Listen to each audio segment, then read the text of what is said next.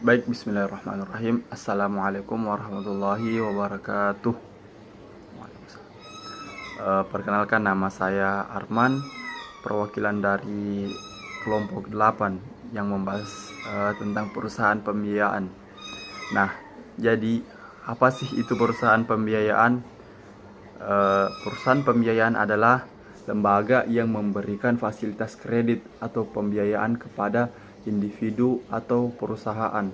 Nah, tujuannya perusahaan pembiayaan itu apa? Jadi dia itu membantu pihak yang membutuhkan dana untuk kebutuhan konsumsi atau investasi tanpa harus mengandalkan tabungan pribadi.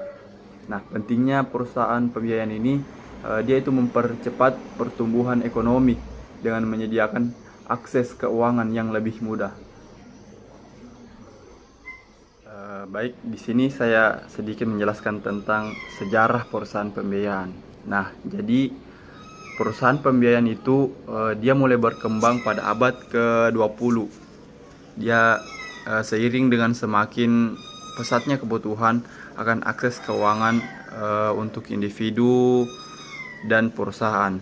Nah, di Indonesia sektor ini mulai banyak berkembang sejak tahun 1980-an.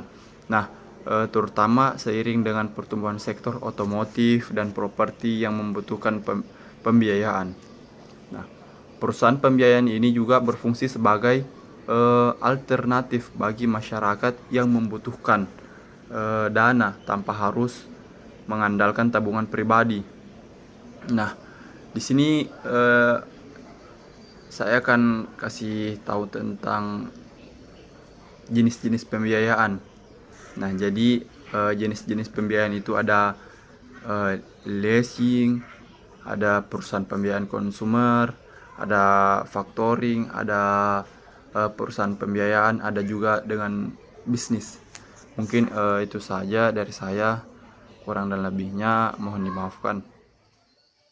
Baik, Assalamualaikum warahmatullahi wabarakatuh. Perkenalkan, nama saya Isyar Effendi. Di sini saya akan melanjutkan hasil dari penjelasan di atas yang dimana tentang proses pembiayaan dalam perusahaan pembiayaan. Nah, proses tersebut terbagi menjadi dua, yang dimana yang pertama adalah proses pembiayaan dimulai dengan pengajuan permohonan dari debitur yang melengkapi dokumen yang diperlakukan. Selanjutnya, perusahaan pembiayaan melakukan analisasi kelayakan kredit untuk dinilai kemampuan dan risiko debitur dalam melunasi pembiayaan. Baik, di sini yang kedua ada penyaluran dana. Setelah permohonan disetujui, dana akan disalurkan kepada debitur sesuai dengan kesepakatan, dan debitur akan mulai melakukan pembayaran angsuran secara berkala sesuai dengan jangka waktu yang telah disepakati bersama. Selanjutnya di sini ada kelebihan menggunakan jasa perusahaan pembiayaan, yang dimana tersebut terbagi menjadi dua. Yang pertama itu adalah perusahaan pembiayaan menawarkan proses pengajuan yang cepat dan mudah, bahkan tanpa memerlukan agunan, sehingga memudahkan akses bagi berbagai kalangan. Selain itu, pengajuan bisa dilakukan secara online, mempercepat pencairan dana. Baik, yang selanjutnya di sini yang kedua, yang dimana selain itu perusahaan pembiayaan memberikan fleksibilitas dan memilih produk dan tenor pembayaran yang sesuai dengan kebutuhan konsumen. Dengan banyaknya cabang dan mitra, layaknya pembiayaan menjadi lebih mudah dijangkau untuk berbagai keperluan baik konsumsi maupun bisnis. Baik, mungkin itu saja hasil yang bisa saya presentasikan. Assalamualaikum warahmatullahi wabarakatuh. Perkenalkan, nama saya Firman dari Prodi Ekonomi Pembangunan Fakultas Ilmu Sosial dan Politik. Baik, saya akan melanjutkan presentasi dari teman saya pada perusahaan pembiayaan yang ada di Indonesia. Menghadapi beberapa tantangan yang mempengaruhi kinerja dan pertumbuhan mereka, berikut beberapa tantangan yang dihadapi perusahaan pembiayaan.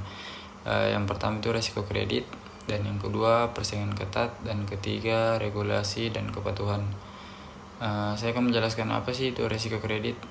Resiko kredit adalah kemungkinan bahwa peminjam tidak dapat membayar kredit yang telah diberikan, sehingga menyebabkan kerugian bagi para pemberi kredit. Baik, saya akan masuk beberapa jenis risiko kredit. Yang pertama itu risiko kredit macet adalah risiko bahwa peminjam tidak dapat membayar kredit yang telah diberikan. Dan yang kedua itu resiko kredit hilang adalah risiko bahwa peminjam tidak dapat membayar kredit yang telah diberikan dan tidak dapat dihubungi.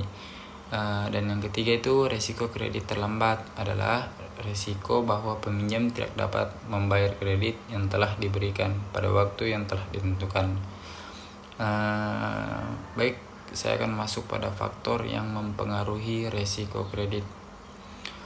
Yang pertama itu kemampuan membayar. Kemampuan membayar atau meminjam untuk membayar kredit yang telah diberikan. Dan yang kedua, karakter peminjam adalah karakter peminjam seperti riwayat kredit dan perilaku keuangan. Dan ketiga itu jaminan yang diberikan oleh peminjam untuk memastikan pembayaran kredit. Dan yang keempat itu ekonomi, kondisi ekonomi seperti inflasi dan pengangguran. Baik, saya akan masuk bagian yang kedua itu persaingan ketat adalah situasi di mana beberapa perusahaan atau individu berkompetisi untuk memperoleh keuntungan, pangsa pasar, atau sumber daya yang sama. Persaingan ketat dapat terjadi dalam berbagai bidang seperti bisnis, olahraga, dan politik. Saya akan masuk pada ciri-ciri persaingan ketat. Satu itu banyaknya pemain adalah perusahaan atau individu yang berkompetisi dalam pasar yang sama. Dan kedua itu ketergantungan pada sumber daya yang sama. Semua pemain tergantung pada sumber daya yang sama, seperti bahan baku, tenaga kerja, atau modal.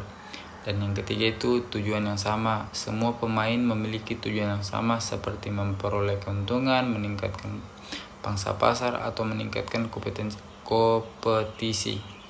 Yang keempat itu strategi yang berbeda. Setiap pemain memiliki strategi yang berbeda untuk mencapai tujuannya. Baik, saya akan masuk pada bagian ketiga itu regulasi dan kepatuhan. Regulasi dan kepatuhan adalah dua konsep yang sangat penting dalam bisnis dan organisasi. Berikut adalah penjelasan tentang regulasi dan kepatuhan. Saya akan menjelaskan apa sih itu regulasi. Regulasi adalah aturan atau ketentuan yang dibuat oleh pemerintah atau lembaga lain untuk mengatur dan mengawasi aktivitas bisnis atau organisasi. Baik, regulasi dapat berupa satu undang-undang. Undang-undang juga itu aturannya dibuat oleh pemerintah untuk mengatur aktivitas bisnis atau organisasi. Dan yang kedua itu peraturan. Aturan yang dibuat oleh lembaga atau organisasi untuk mengatur aktivitas bisnis atau organisasi. Dan ketiga itu standar. Aturan yang dibuat oleh lembaga atau organisasi. Baik, saya akan menjelaskan apa sih itu kepatuhan. Kepatuhan adalah kemampuan organisasi untuk mematuhi regulasi dan aturan yang berlaku. Regulasi dan kepatuhan sangat penting dalam bisnis dan organisasi karena satu, dapat mengurangi risiko, kedua, meningkatkan kepercayaan, ketiga, mengoptimalkan operasional, dan keempat, serta menghindari sanksi. Baik, itu saja presentasi dari saya. Jadi saya akan masuk pada kesimpulan dari perusahaan pembiayaan, yaitu dalam mendukung dan perekonomian dengan memberikan akses keuangan kepada individu